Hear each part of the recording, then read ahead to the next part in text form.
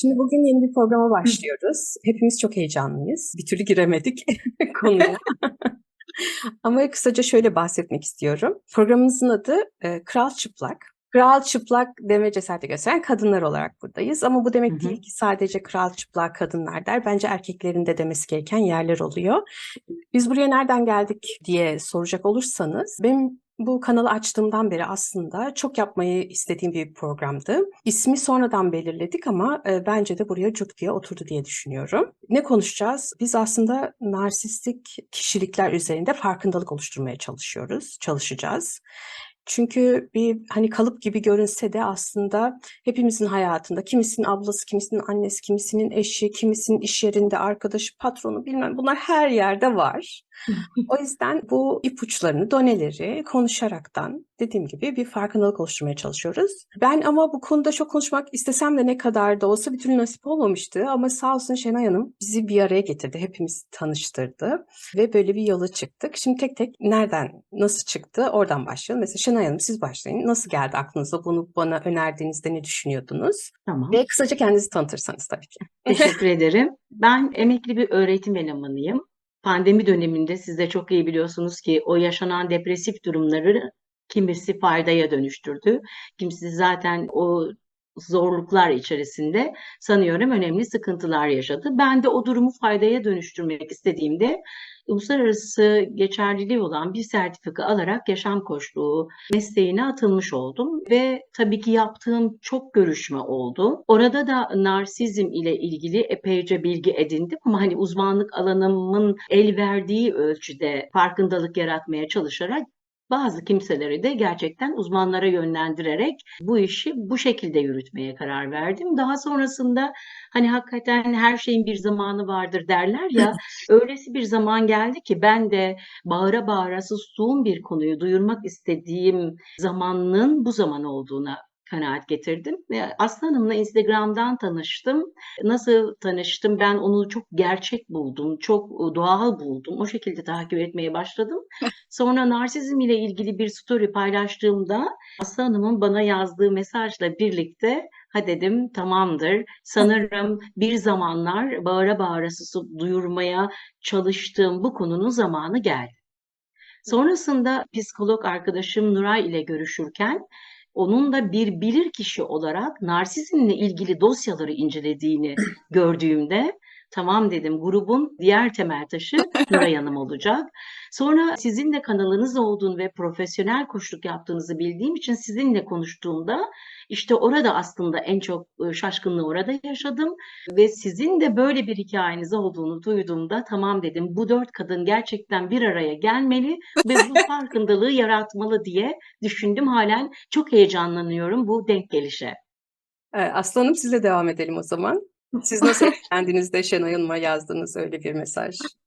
Merhabalar, öncelikle ismim Aslı Çolak. Ben de hani bir koç veya psikolog değilim ama böyle hani 42 yaşında hayatın öyle ne derler hani feleğin çemberinden ilişkiler konusunda geçmiş bir noktadayım diyeyim bir kadın olarak. Ben de en son yaşadığım bir 2 senelik bir ilişki vardı. Genel olarak narsist partner çektiğimi biliyorum ama bu sefer gerçekten bir kişilik bozukluğu olan, yani tanısı konduğu için rahatlıkla söyleyebiliyorum. Böyle bir partnerle beraber olduğum için isim olarak kurban mağdur sürecimde çok zorlandım çıkarken. Uzun süredir terapi alıyorum, EMDR terapileri alıyorum vesaire ve dedim ki ben bunu artık anlatmak istiyorum. Hani sadece yaşayan tarafta olmak değil. Çünkü anlatamıyoruz. Yaşamayan hiç kimseyle paylaşamıyoruz. Yaşayan kadınlar birbirimize anlatıyoruz, farkındayız ama sesimizi kendi içimizde çıkarıp kendi içimizde susuyoruz. Çünkü hep böyle işte o cazgır kadın, işte en son hani ne yazık ki geldiğimiz noktadaki tablo çok hoş olmadığı için, yani mağdur tarafın kadın veya erkek önemli değil. Yani ben kadın olduğum için aktarıyorum. Orada tabloda böyle hırçın taraf kim görünüyorsa o tarafa yük biniyor. O yüzden biraz bunun içeriğini, neden o hale gelindiğini anlatmak için bir yola çıktım ben de. Kendim yarım akıllı çeyrek entel diye bir YouTube hesabı açtım. Ve bunu dedim kendim için yapıyorum. Yani ister 3 kişi izler, ister 300 kişi izler. Ve amacım gerçekten şu an yaptığımız yayındı. Yani ben bunun için gözlerim çok doluyor, çok duygusalım.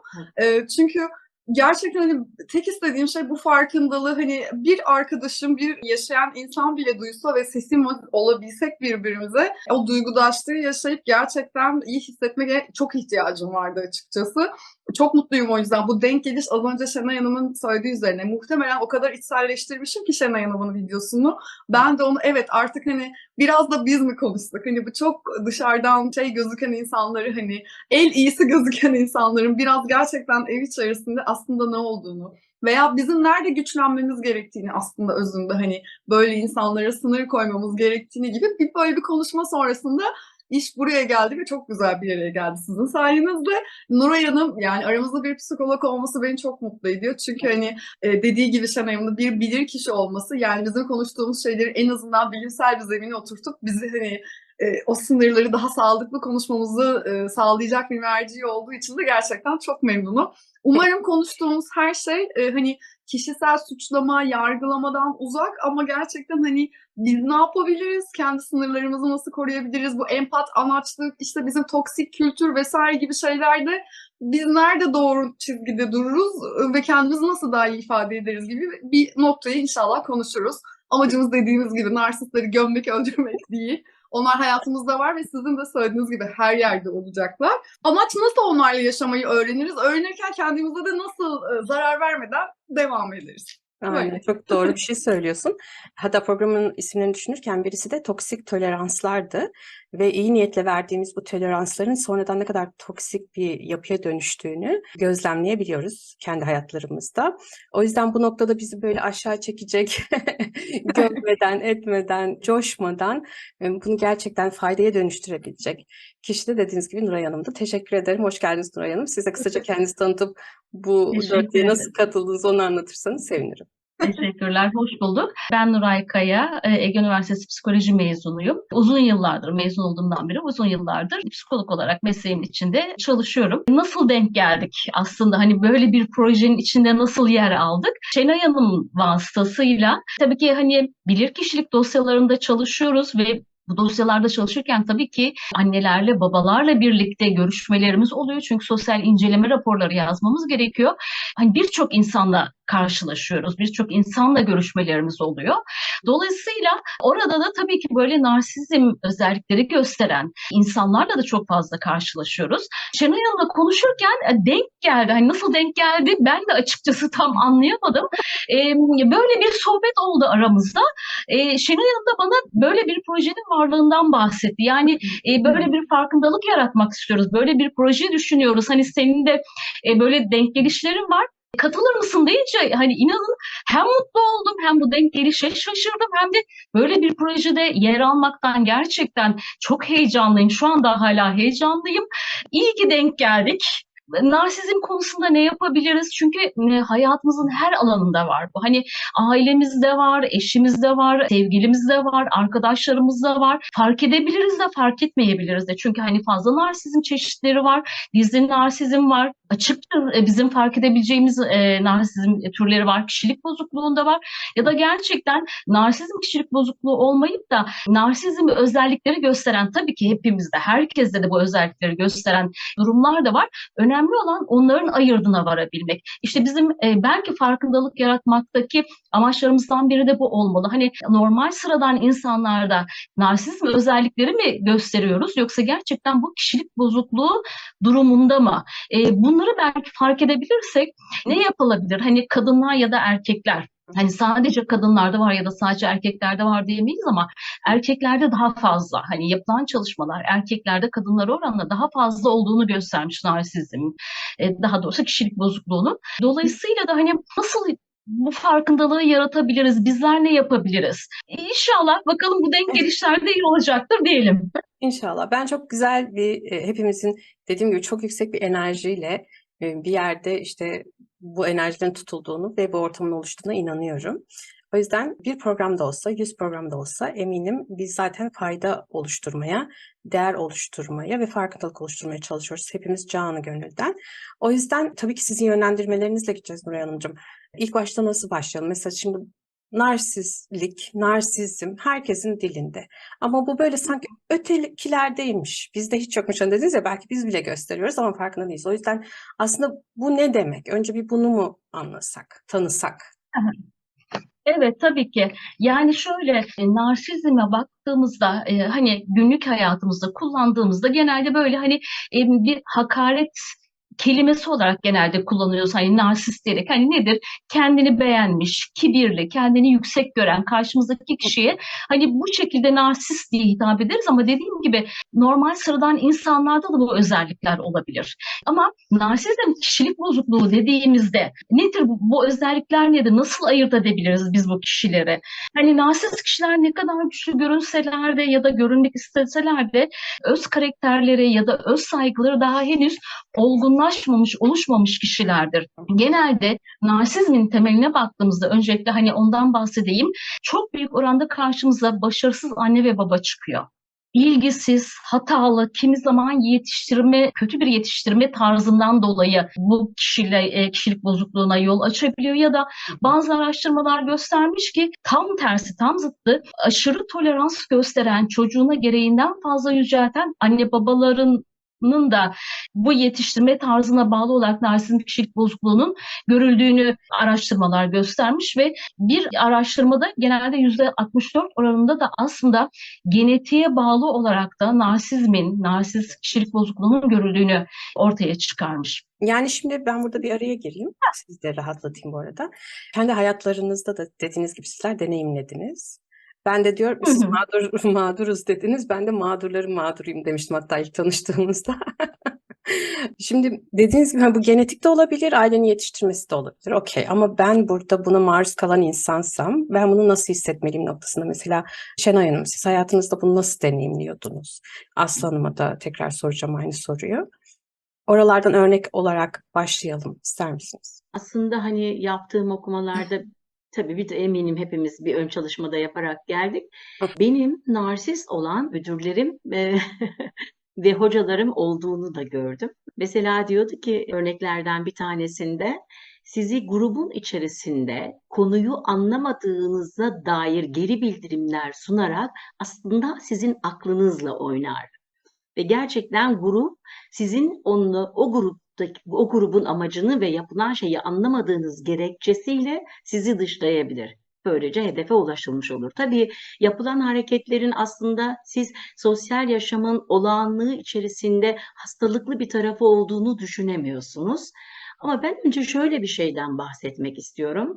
Özgüven, öz saygı, öz sevgi, öz değer, hani bunlar birbiriyle karışan kavramlar belki ama hani kısaca bunları tanımladığımızda işte öz değerin kendini sevilmeye ve değerli bulunmaya layık olması durumunu da karşılayan bir kavram. Öz sevgi kendini olduğu gibi sevebilmek ile ilgili. Öz saygı hayatın içerisinde yetkin olabilmek, başarılı olduğuna inancı ile ilgili bir kavram. Aslında öz saygı da hani affedersiniz özgüven hayatın içerisinde kendi yetkinliğini kabul etme becerisi. Öz saygı da sanırım hepsini kabul eden bir kavram. Öyle değil mi Nuray Hanım? Yani öz saygı birazcık öz sevgiyi, öz değeri ve özgüveni kapsayan bir kavram ve bunların tabii biz çok ayırdığına varmaktan olağan akış içerisinde bazı eksiklerimizi de ortaya koyabiliyoruz. Mesela değersizlik duygumuz varsa ben buna yumuşak karnımız diyoruz. Hele işte Aslı Hanım gibi çok da dürüst ve gerçekten çok da doğal birisiniz. O yumuşak karnınızı hemen ortaya koyup karşıdakinin ona tanı koymasını kolayca sağlayabiliyorsunuz. Benim anlamadığım bir şey var. Madem bu sohbet programı hep bilir tarafından değil de bilmez tarafından da giderek sorulara yanıt bulmaya çalışayım sizlerden. Bu kişi öz saygım, öz sevgim, öz değerim ile oynamayı nasıl başarabiliyor? Örneklerim var ama bu örneklerin amacı saydığım bu 4 yeterlilikle ilgili gibi geliyor bana. Ben böyle algılıyorum. Öz sevgime çalışıyor, öz değerime çalışıyor, öz saygıma çalışıyor. Yanılıyor muyum Nuray Hanım? Yani Evet. bende bir yetersizlik duygusu yaratarak aslında kendime kızmama neden oluyor, suçluluk Aynen. neden oluyor. Aynen. Aynen, Fakat aynen. Hı hı. bunları bilinçli olarak yapabilmek için bu konunun ilmini yapmış olması lazım. Bunu nasıl yapıyor? Evet. Şimdi isterseniz şey yapalım mı? Hani direkt narsist kişilik bozukluğu olan kişilerin onlarda gördüğümüz belirtiler nelerdir? Hani kısaca onlardan bahsedelim mi önce? Hı Olabilir. hı, olur. Aha, tamam. Şimdi narsist kişilik bozukluğu olan kişiler bu hani ben merkezcidirler ama söylediğim gibi ben hani her insanda ben merkezcilik olabilir ama kişilik bozukluğu boyutunda baktığımızda bunlar biraz daha farklıdırlar. Nasıldırlar? Mesela kendilerini başkalarından üstün olduğunu düşünürler. Kendi sıradan başarılarını, yeteneklerini abartma eğilimindedirler. Karşısındaki insanlarla empati kuramazlar. Sınırsız güç, başarı ve sınırsız başarı arayışındadırlar. Kendilerinin özel ve eşsiz olduğuna inanırlar. Kendisine hayranlık duyulmasını isterler. Üst sınıf, yüksek statüdeki diğer özel, eşsiz, parantez içindeki kişilerin kendisini anlayabileceğini düşünürler ve bu kişilerin olduğu gruplarda yer almayı isterler. Çünkü kendilerince sıradan olan insanlarla ilişkileri ya yoktur bu nedenle ya da çok hastalıklıdır. Kendisinden iyi durumda olan insanları kıskanırlar ve diğer insanların da kendilerini kıskandığını zannederler. Buna inanırlar. Ee, Tavır ve davranışları, bu kişilerin tavır ve davranışları genel anlamda ukala ya da hani kibirli olarak algılanır. Eleştiriye karşı bu kişiler tamamen tahammülsüzdürler. Yani bu gibi özellikleri daha da arttırabiliriz aslında. Hı hı.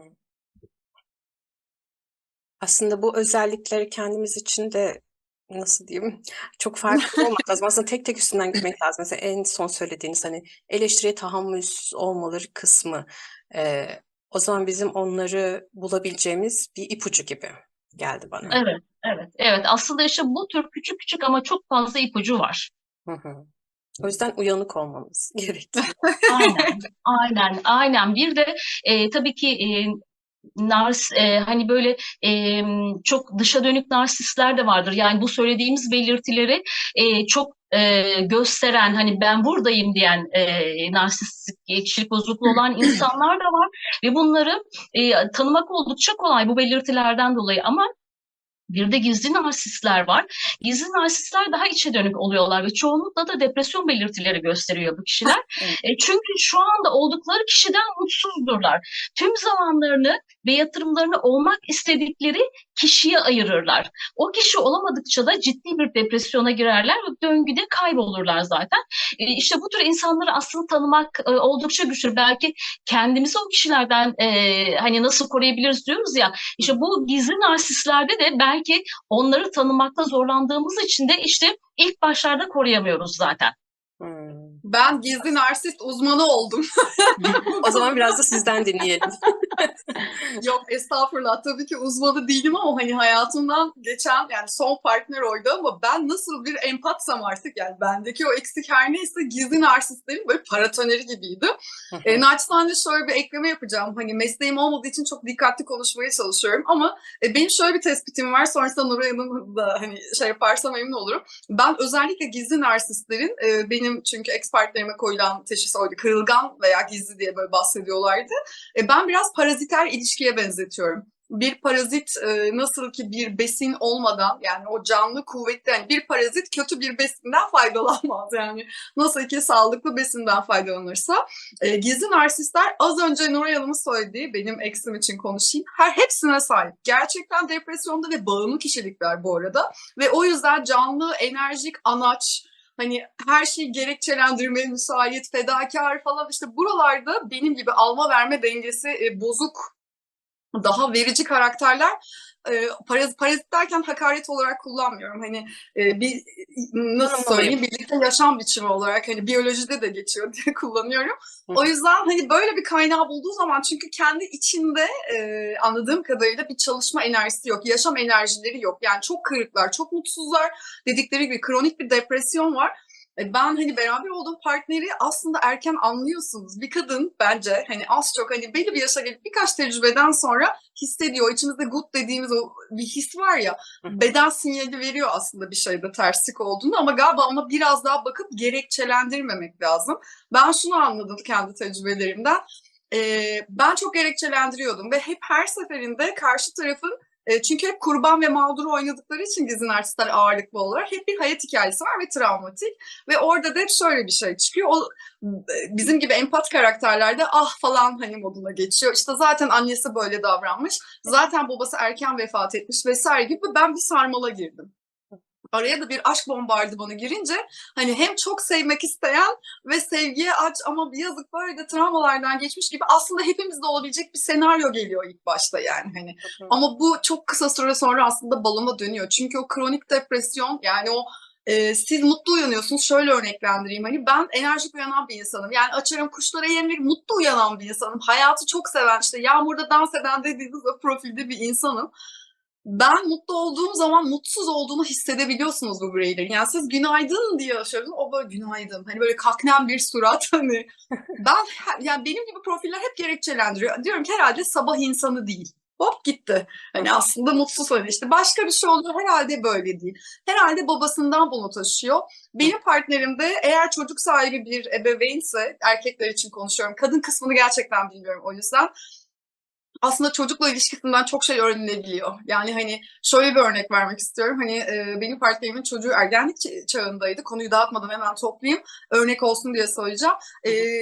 Çocuğunu aslında velayeti annesinde olmasına rağmen daha sık görme hakkına sahip ve şey derdi. Ama annesi zaten onda kalıyor memnunum. Ben ayda bir görsem olur diyebilen, yani bir cümleden aslında ne kadar bencil olduğunu, çocuğa nasıl vakit ayırmak istemediğini, sadece kendi hayatında olmak istediğini gibi hani çok çok fazla örnek var aslında. İnsan içinden çıkınca anlıyor ama şey çok doğru. Gerçekten kronik depresyondalar ve her yeni partnere, çünkü benim ex partnerimin bir önceki eşiyle bir araya geldim. Öyle bir noktaya geldik ki biz ikimiz bir araya geldik. Öyle düşünün yani öyle bir partnerden çıkmışız. Bana sunulan senaryo yani yeni boşanmış mutsuz ve hani bir önceki eş ruh hastası. Her zaman bir önceki eş ruh hastası. En önemli yer bence ilk tanışmada oluyor bunlar bir de şurası. Bir önceki partner veya hayatına giren partnerlerle alakalı ne kadar kötü konuşuyorsa bence bir insan, adı narsizm olmasa bile bence en büyük kırmızı bayraklardan bir tanesi. Çünkü hepimiz belli bir yaşa gelmiş insanlarız ve hayatımızda iyi olduğumuz, iyi olmadığımız insanlar elbette olacak. Kötü ayrıldıklarımız da ama herkes mi kötü? Herkes mi ruh hastası yani? Hep mi böyle, hep mi yani karşı taraf mağdur Burada çok gibi güzel diye. bir şey söylüyorsunuz aslında Aslanım. Hani dediniz ya bahanelendirme kısmı mesela. Evet. Biz neden o tuzağa düşüyoruz o zaman? Mesela Aslan'ın hikayesinde aslında çok büyük aşk yaşamak istiyordu ama baktı bahaneleri var. Önce dur ben bunları iyileştireyim. Sonra o bana o büyük aşkı verecek diye mi? Orada bir gizli Evet. ikinci bir Yani benimki oydu beklentisi de mesela. var. Hı hı. Benim duygusal depom boştu. Yani hani çok klasik bir senaryo. Hani babadan kaynaklı duygusal depolarım bir tık boş ve o yüzden muhtemelen vererek almaya çalışıyorum. Yani onu da şu anki terapi sürecinde zaten hani iyice netleştirmiş oluyorum. O çekmeceler açıldıkça hani kendimde ne eksik, hani kendi öz değer ve öz sevgimdeki zedelenme ve düşük olduğunda böyle bir aşk bombardımanı geldiğinde kendimi özel hissetme, çok değerli hissetme, biriyle değerli hissetme tuzağına çok hızlı düşen bir bünyeydim ben ve ben hani ancak 42 yaşında bunu öğrenmeye çalışıyorum. Çok pardon. Hemen Bu araya giriyorum Aslan. En büyük özelliklerden biri de budur aslında. Birdenbire aşk bombardımanına tutar bu insanlar ve siz gerçekten o kadar kendinizi değerli hissedersiniz ki göremezsiniz zaten. Hani o kadar sizi değerli hissettirir ki. Ama buradaki şeyi nedir? Sizi kendi uzantısı olarak görür. Size yapılan iltifatlar aslında kendisine yapılıdır. Çünkü kendisine bekliyor o iltifatları. kesinlikle öyle. Güzelmiş. Peki biz bu şeyde nasıl davranmalıyız? Bahanelendirme kısmında. Çünkü yani illa bu eş olması gerek yok. Çocuğumuza bile yapıyoruz bazen çocuğumuz olduğu için. Çünkü çok seviyoruz ve gözümüzün kör olduğu, görmek istemediğimiz kör noktalarımız oluyor, değil mi? Oralarda da mesela bahaneler buluyoruz kendi kendimize.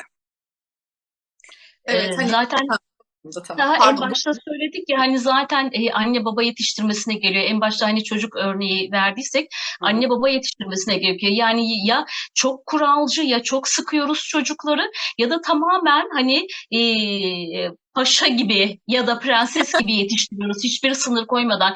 İlk başta yapacağımız şey, eğer çocuktan başlayacaksak, aslında çocuklara sınır koymak. Hani bu çok katı da olmayacak ama belli kurallar içerisinde yetiştirmemiz gerekiyor. Ha, yetişkinlikte biz karşılaştıysak eğer narsist kişilerle, onlara da kural koymamız gerekiyor. Onlarla ilişkimize de sınır koymamız gerekiyor. Yoksa narsist kişiler zaten hep alma eğilimlidirler. Çünkü hep ben diyorlar. Hep yani o yüzden ben merkezcidirler. Onlarla aramızda da eğer kural koymazsak bir süre sonra yine, hani söylediğim gibi, tükenen yine biz oluyoruz. Hı hı. Peki kural Ben koyma burada konusunda mesela Şenay Hı Hanım, hı. siz hiç böyle bir deneyime şahit oldunuz Şöyle, mu? Çünkü ben bence hani kural da zaten koysanız, sınır da koysanız çok rahat taşabilen, geçebilen insanlar. Oralarda ne evet, yapmak lazım? aslında bizi dinleyen insanlara farkındalık yaratmak için önemli olacağını düşündüğüm bir örnek vermek istiyorum. Aslında hepinizin okumuş ya da duymuş olduğunuz bir örnektir bu. Problem şurada, kaynayan kurbağa sendromu. Sizi kaynağa suya atsalar gerçekten oradan can havliyle çıkabilirsiniz. Ama siz suyun içindeyken kaynatıldığınız zaman, siz bunu anlayana kadar, tıpkı şofben zehirlenmesi gibi, zaten hakikaten psikolojik olarak ölüme yakın, biyolojik olarak da hastalıklarla birlikte bu işten zararlı çıkıyorsunuz. O nedenle bunu anlamanın küçük ipuçlarına çok dikkat etmek lazım. Yani kaynamadan önce görmenin yolları var aslında. Demin Aslı Hanım dedi ki, olumlu hareketlerim. Zaten narsistin olumluya karşı bir antipatik tavrı vardır. Sizin Evet. olumlu tavrınızı da eleştirir. Sen Hı. ne kadar aptalsın, doğan güneşe şükrediyorsun, dünyayı seviyorsun. Hani buralarda ne işin var? Sen git bir uzayda Of. falan yaşa. Bu bir cümle sizi lütfen bir narsistle yaşamak üzere olduğunuzun farkındalığını yaratsın, ya da şöyle der, tartışmalarınıza bahane bulur. Siz tartışırken çok kibarsınızdır, usulünce tartışırsınız. Hani seni tanımasam der, zannederim mürebbiyelerle büyümüş bir kadınsın ya. Nasıl sözler bunlar? Hadi biraz tartış. Ne biçim tartışıyorsun? Bu bile onun için sizde aslında öz sevgi, öz değer konusunda yaralama yoluna gidebilecek bir tavırdır. Küçük şeylerdir ama dikkat edilmesi gerekir. Hı hı. Siz çok sıradan görürsünüz. Aslı Hanım dedi, mutlaka onu bertaraf edecek geçerli bir neden bulursunuz. Çünkü kendiniz eksik hissedersiniz. Sevgiye muhtaçsınızdır. Onay almak istersiniz. Zaten o da size kendinizi kötü hissettirecektir. Bütün insanların yanında sizi aşağılama tavrı gösteren bir adam hakkında düşünün lütfen. Bu Çok o güzel kadar bir ipucu. sıradan bir şey değildir. Hı hı. Yani ben şunu söylemek istiyorum. Türk toplumunda kadın olmanın da verdiği o cinsiyet durumunla alakalı olarak zaten bunlara alışığız. Neden? İşte kızılcık şerbeti için kan kusuyorken, okey, öyle yapmam lazım. Hı hı. Erkeğin elinin kiridir. Nasıldı o söz? Unuttum. Aynen öyleydi. Ha, Öyle elinin Erkeğin olur. kiridir. elinin kiri Okey, oluyor. o zaman Evet, evet, biraz geri aynen. çekilmem lazım. Evet. Dişi kuştur, Yuvayı evi Yuvayı yapan. yapan. yapan. Yuvayı yapan. Yani bu dişi kuş meselesi evi yapmaya kalkıştığında ve size örnekler hep böyle geri bildirimde bulunulduğunda, aslında bu sizin gerçekten hak etmediğiniz bir ilişki içerisinde olduğunuzu gösteren bir örnektir diye düşünmekteyim. Daha çok Şunu da örnekler var yapmaz ama mıyız? zaman geldikçe söyleyeceğim. Evet, şunu da yapmaz mıyız? Yemekleri eşimizin, erkeğin önüne sürmez miyiz? Hani bunu bitir diye. Yani biz de aslında yapıyoruz. Kadınlar olarak biz de yapıyoruz bunu. Nasıl, orayı biraz Kesinlikle. açar mısınız Nuray Hanım? Ee, Erkekler zaten narsist, o hani narsist kişilik bozukluğundan bahsedersek, hani erkeklerde de daha fazla görünüyorsa, e, erkeklere bunu sağlayan, olanak sağlayan da bir anlamda kadınlar. Çünkü Şenay Hanım'ın bahsettiği gibi, evet, hani yuvayı dişi kuş yapar. Yani kadınlar evet devam ettirirler. Bu erkeğin, narsist erkeğin kadınlardan beklediği davranışları da zaten yaparlar. Seslerini çıkarmazlar. Aman hani çocuğum var, sesimi çıkarmayayım, çocuğum huzursuz olmasın, evliliğim huzursuz olmasın. Hı hı. E, Bu şekilde davranarak zaten hani biraz daha erkeği yüceltme yoluna giderler. Çünkü erkeklerin zaten kadınlardan beklediği odur. Kadınlar da zaten bunu yaparlar. Hani bu kısır döngü gibi aslında. Hani Ne yapalım o burada zaman, arada kafasına mı vuralım? Hayır, ben bir şey söyleyeceğim o yüzden. Bir taktik vereceğim falan. Tamam, alayım o zaman. Çok güzel bir yerden girdi aslında Nuray Hanım.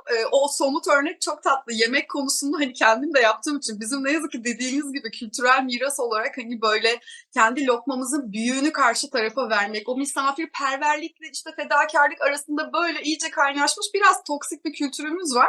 Ben o yüzden de yeni yeni öğreniyorum bunları ama mesela ben de öyleydim. Partnerlerime atıyorum hani etin güzel kısmını vereyim ama ben bununla doyarım. Hani zaten zayıfım. Gerek yok falan gibi bir şeydeydim. Diyorum ya, alma verme dengesi tabakta bile vardı.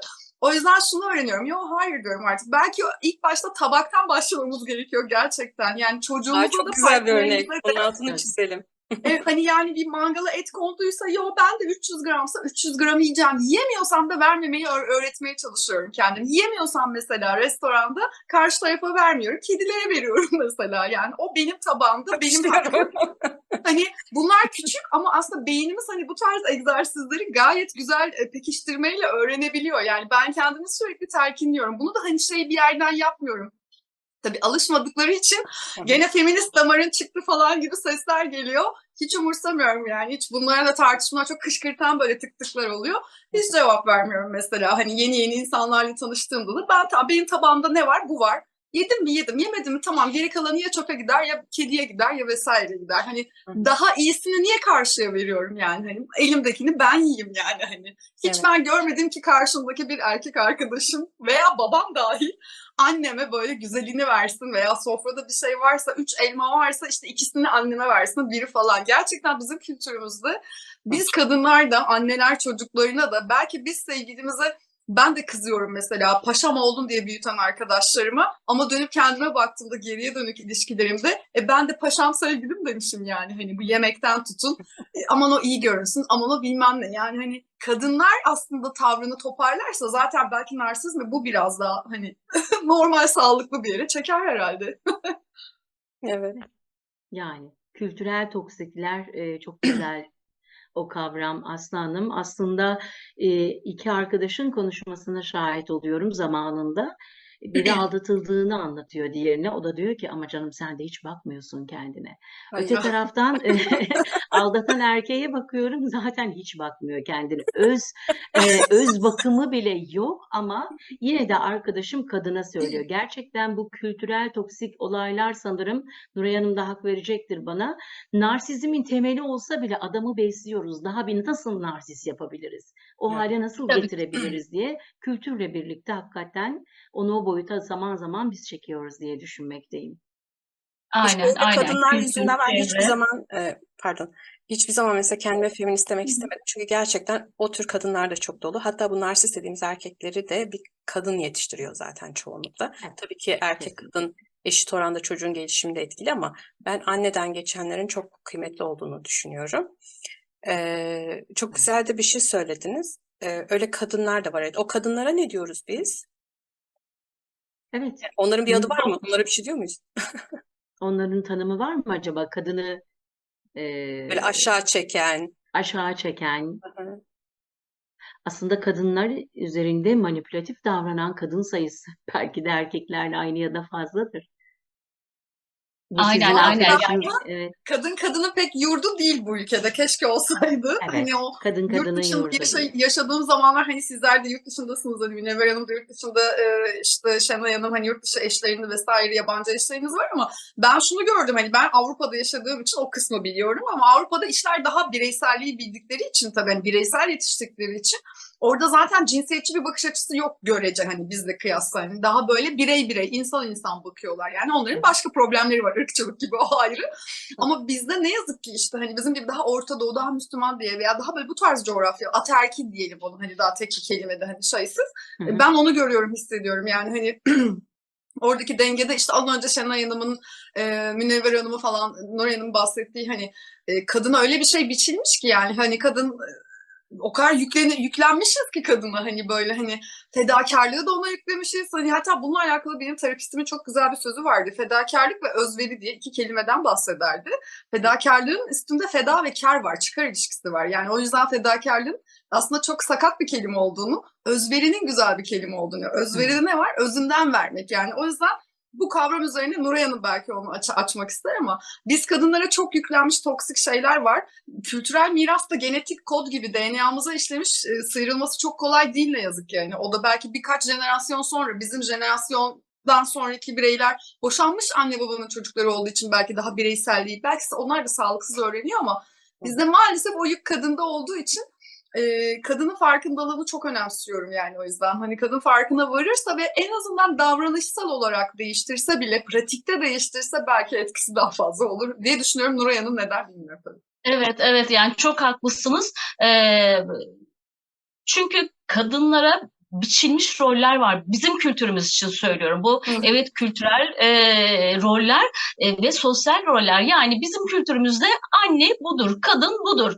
Bu şekilde davranır. Hani o şekilde küçüklükten itibaren o şekilde yetiştiriliyoruz zaten. Hani bir erkek çocukla bir annenin erkek çocukla kız çocukları arasındaki o davranış farklılıklarına bakmak lazım. Yani o yemek meselesine gelirsek hani kız çocuğuna daha az koyulur küçüklükten itibaren ama erkek çocuk doymaz. Onun daha fazla yemesi gerekir diye zaten biz küçüklükten itibaren bu rolleri çocuklara zaten yine biz öğretiyoruz aslında. Ve Doğru. erkek çocuk zaten bu şekilde büyüyor. Kız çocuklar da bu şekilde büyüyor. Annelerimizden gördüklerimizi biz eşlerimize de uyguluyoruz zaten. Hı hı.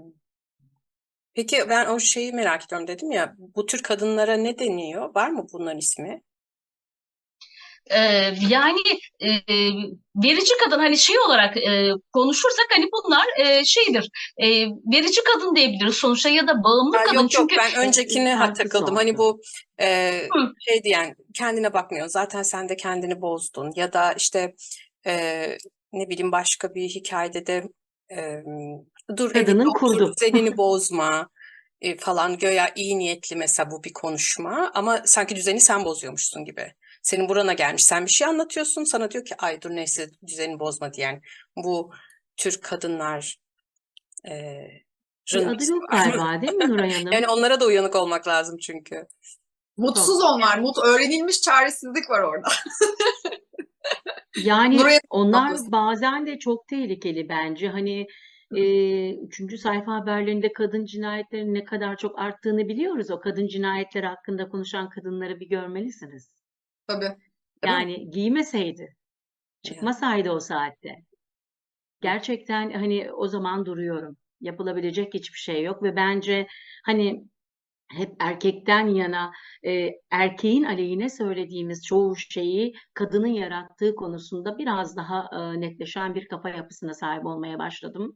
Sizin dediğiniz gibi Münevver Hanımcığım, kadın ya da erkeği yetiştiren anne olarak aslında babanın da olması gerekir belki ama baba bir türlü bu yetiştirme sürecine katılamıyor niyeyse. Bu da çok normal bu Yani toplumda. şunu şeyden söylüyorum ben de, hani tabii ki bu da bir kalıplaşmış kelime, cümle Hı ya da. hı, Çünkü eskiden baba çalışıyordu belki, sürekli anne olduğu için anne diyorum ama hı aslında bakım hı, verenden bahsediyoruz değil mi? Bu baba da olabilir, anne de hı hı, olabilir, hı babaanne de hı. olabilir, bir dadı da olabilir. Yani aslında onun tavırları çocuğa karşı, onun bir kimlik oluşmasında zaten vesile oluyor. O yüzden hani bakım veren de diyebiliriz burada.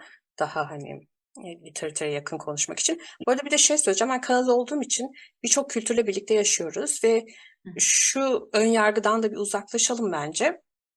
Her kültürün içinde, inanın böyle yani Çinlerde de var, Hintli tanıdıklarım da var. Hı E, hı, Eğer bir kas sistemi oturuyorsa, yani eğer bir komünitenin içinde yaşıyorsanız, yani hı hı, eğer bir statü kaygınız oluşmaya başlıyorsa, bunun her millette var inanın. Ee, İlla ki o düzeni bozma diyen, işte böyle gelmiş böyle gider diyen, sizi oradaki o şeye mecbur bırakan mutlaka bir sistem oluyor. Bu sadece bizim kültürümüzle alakalı değil. Bunu burada altını çizmek istiyorum. evet. Ne dersiniz? Son sözlerinizi alayım o zaman. Hı Bugünlük bu kadar olsun ama bir sonraki programlarda da biz bu konuları konuşuyor olacağız, örnekler veriyor olacağız. hı, hı Ve Nuray Hanım da bize tabii ki bu işin bilimsel tarafını da anlatıyor. uyandırıyor olacak. Öyle Bu ilk dönsün. yayın çok keyifli oldu benim için öncelikle. Hani gerçekten güzel bir sinerji oluşturduğumuza inanıyorum. Umarım izleyenler de keyif alırlar. Lokum da çok meraklandı. O enerjiye gelir kediler malum. Yani hani ilk yayın için şöyle söyleyebilirim ki hayatımızın her yerinde varlardı. Var olmaya da devam edecekler. O yüzden hani bu program içerisinde konuştuğumuz şeyler hani bir kuple birkaç insanın, birkaç arkadaşımızın, izleyenin hani farkındalığını arttırdıysa ne mutlu. Dediğim gibi bence en büyük kırmızı bayrak gerçekten hiç kimsenin enerjinizi düşürmesine müsaade etmeyin. Yani öyle ya da böyle hepimizin kendine ait bir aurası, ışığı var. O ana kadar kaç yaşındaysanız hani 30, 20, 40 hiç fark etmez. O ana kadar getirdiğimiz karakter, hayat vesaire bunlarla alakalı herhangi biri hani yapma etme vesaire layık görmüyorsa bir yerlerde böyle sizi aşağı çekmeye çalışıyorsa arkadaş, patron vesaire sağlıklı sınırı çekmek ve hayır demek. Hayır yani bunun için kavga etmeye gerek yok yani. Yelkene mi gidiyorum mesela işte benim erkek arkadaşım öyleydi mesela işte ama artık yarışmana gerek yok kaç yaşındasın? Hayır ben yarışmayı seviyorum yani dönüp ben yarışmayı seviyor muyum? Evet. Yelkeni seviyor muyum? Evet. Devam edecek miyim? Evet. Evet. Hani kendi ben merkezinde kalmaya hani o sağlıklı dediğimiz o Nuray Hanım çok daha güzel anlatacaktır. Kendi merkezimizde kalmaya bize ne biz yapıyorsa ne mutlu ediyorsa onları sımsıkı tutunmaya bence devam etmemiz en önemli şey. Çünkü biz oraya tutunca zaten ona saygı duyan insanlar gelecek yani. Hani buna bir türlü inanamıyoruz ama hani sanki orayaları böyle delince birilerine hayatıyla bir meç olacakmışız gibi geliyor, eşleşecekmişiz gibi geliyor. Ben tam tersini şu an olduğum noktada görebiliyorum. Ne kadar ben o sınırlarımı tutuyorsam karşı taraf mesajı alıyormuş. Yani hani bunun için kendimden taviz vermeme gerek yokmuş. O yüzden kendinizden taviz vermeyin demek isterim. Bu kadar. Teşekkürler. Teşekkür ederiz. Buyurun Şenay Hanımcığım.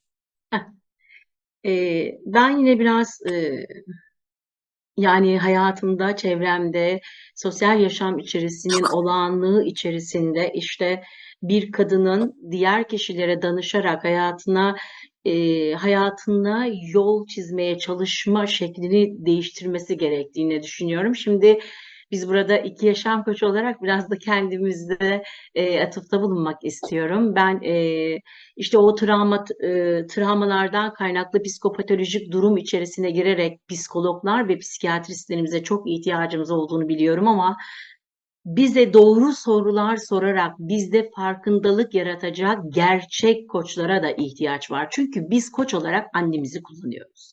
Koç olarak arkadaşımızı kullanıyoruz ve onlar ne derse de bizim doğrumuz oluyor. Zamanında benim sorduğum sorulara anneciğim şöyle yanıt veriyordu. Dövüyor mu, sövüyor mu, aldatıyor mu? Hayır bunlar yok. Bunlar yoksa sorun yok. Ama siz içten içe ölüyorsunuz. Bunlar yok ama içten içe ölüyorsunuz. Bu yüzden örneklerimizi diğer programlarda daha da çoğaltacağız. Gerçek sorularla, güçlü sorularla farkındalıklarınızı oluşturacak kişi gerçek koçlardır. Ancak patolojik durumlarınız varsa gitmeniz gereken kişiler diğer psikolog ve psikiyatrist alanında uzmanlıklarını yapmış kişilerdir. Bunların önemli olduğunu düşünüyorum. Harikasınız. Teşekkür ediyorum. Nuray Hanımcığım sizden de alalım. Nasıl Evet, geçti ben ilk hemen programı? sadece birkaç cümleyle söyleyeyim düşüncelerimi. Şimdi biz genelde hani burada kadınlar üzerinden gittik. Hani genelde erkekleri kabul ettik narsistik olarak. Sanki böyle kadınlar üzerinden farkındalık oluşturmaya çalışıyormuşuz gibi geldi ama aslında hayır. Belki hepimizin de kadın olmasından kaynaklanan bir şey oldu bu ama tabii ki kadınlar yani erkekler olduğu kadar narsist kadınlar da var. Her iki cinsiyet içinde aslında farkındalık yaratabilirsek ne mutlu bize. Aynen, çok güzel bir şey söylediniz. Evet, burada kadınlar olarak görünüyor olabiliriz ama bundan sonraki programlar için bize videonun altına mesela kendi hikayelerini yazmak isteyen olabilir. Özel işte isimlerimizin altındaki sosyal medyalarımızdan bize ulaşıp katılmak isteyen olabilir. Buraya bir pencere açar, o erkekleri de ağırlarız, sorun değil. Ama dediğiniz çok doğru bir şey. Kadın erkek tarafından konuşmuyoruz. Bir olgu üstünden konuşuyoruz ve bu olgu her yerde olabilir. Buna uyanık olmak, farkında olmak gerekiyor. Buralarda artık uyanmak gerekiyor çünkü gerçekten böyle köhneleşmiş, çürümeye yüz tutmuş bir gelecek görüyorum ben. O konuda hani umutsuz olmamak için de zaten bu programları çoğaltmaya çalışıyoruz. O yüzden ne diyoruz? Biz kral çıplak demeye devam edeceğiz. Bir sonraki programlarda görüşene kadar hoşça kalın. Hoşça kalın. Görüşmek üzere. Hoşça kalın. Görüşmek üzere.